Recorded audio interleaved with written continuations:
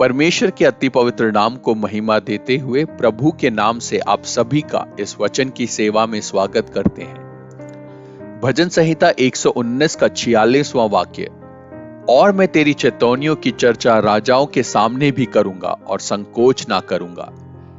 इस अनुग्रहित वचन के आधार पर बोलने का समय, इस विषय पर हम आगे भी मनन करने वाले हैं। जीवन की अवस्थाओं में हमें कब चुप रहना है या फिर किससे कब बोलना है, इसके बारे में हमने पिछले दिनों में ध्यान किया। आज परमेश्वर हमें कृपा दे कि हम मनन करें क्या बोलना है। जो वाक्य हमने पढ़ा वो सिखाता है कि हमें परमेश्वर की चेतौनियों और उसकी गवाहियों के बारे में बोलना है। भजन संहिता 119 में परमेश्वर के पवित्र वचन को कई नाम दिए गए हैं।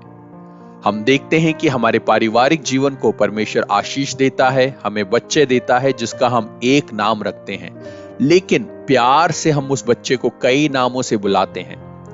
यहां पर भजन संहिता लिखने वाला परमेश्वर के वचन को इसी तरीके से प्यार से कई अलग अलग नामों से बुलाता है, जैसे न्याय की पुस्तक, धर्म का मार्ग, आज्ञाएं, विधियां, परमेश्वर के अद्भुत, विश्वास योग्यता के मार्ग, सिद्धियां, सत्य वचन, स्वर्ग में स्थिर वचन। इस प्रकार से कई नामों से भजन संहिता लिखने वाला परमेश्वर के वचन को संबोधित कर रहा है, लेकिन एक नाम जिसे लिखने वाला बार बार बुलाता है वो है गवाहियां या चेतौनियां।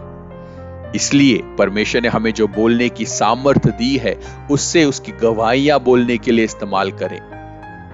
कई बार हम देखते हैं कि इसके विपरीत मनुष्य परमेश्वर के वचन को अपने व्यक्तिगत फल के लिए वाद विवाद में उस वचन को तोड़ मोड़ कर उसका अर्थ ही बदल देता है। प्रियजनों, अपने हाथों को आसमान में प्रभु में उठाएं और प्रार्थना करें कि प्रभु मेरी जीभ को शुद्ध कर कि मैं अपनी जीभ से तेरी गवाहियों को बोलने पाऊं। प्रियजनों, परमेश्वर का वचन बांटने से मेरा मतलब यह नहीं कि आप लंबे सालों तक वचन की पढ़ाई पे चले जाएं कि आप घंटों प्रचार करना सीखें, लेकिन परमेश्वर ने हमें जहां रखा है, मित्रों के बीच, अपनी नौकरी के स्थानों पर, जहां पर भी रखा है, वहां पर परमेश्वर का वचन जो प्रभु हमें देता है, ये ना सोचे कि हमारे सामने कौन है, लेकिन उस वचन को सामने वाले से बांटने वाले हम बन जाएं। वो आवाज जो प्रभु हमें देता है वो एक भविष्यवाणी की आवाज हो सकती है, वो एक छुटकारे की आवाज हो सकती है।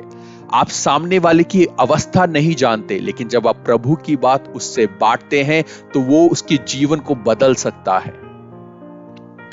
एजेकियल भविष्यवक्ता की तरफ गौर करें तो प्रभु ने हड्डियों की भरी तराई में एजेकियल को ले गया और उसके सामने हड्डियों पर मांस और चमड़ी देकर उसमें जान डाली। ये इसलिए हुआ कि भविष्यवक्ता ने परमेश्वर के दिए हुए वचन को अपना मुंह खोलकर बोला और हड्डियों में जीवन आ गया। आज आपका जीवन भी उन सूखी हड्डियों के समान हो गया होगा, लेकिन परमेश्वर आपके जीवन को वो अधिकार देता है और वो अद्भुत वचन देता है जिससे उन सूखी हड्डियों में जान आ सकती है।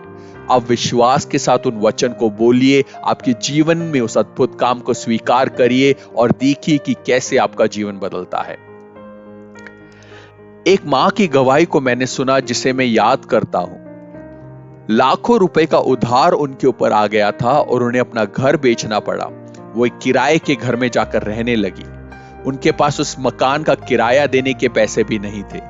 वो भूखे अपने कमरे में बैठी रहती थी।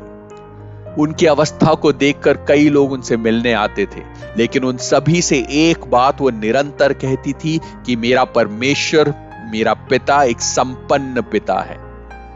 हम देखते हैं कि उनकी असंभव अवस्थाओं में परमेश्वर ने अद्भुत काम किया और उनकी स्थिति को बदल दिया।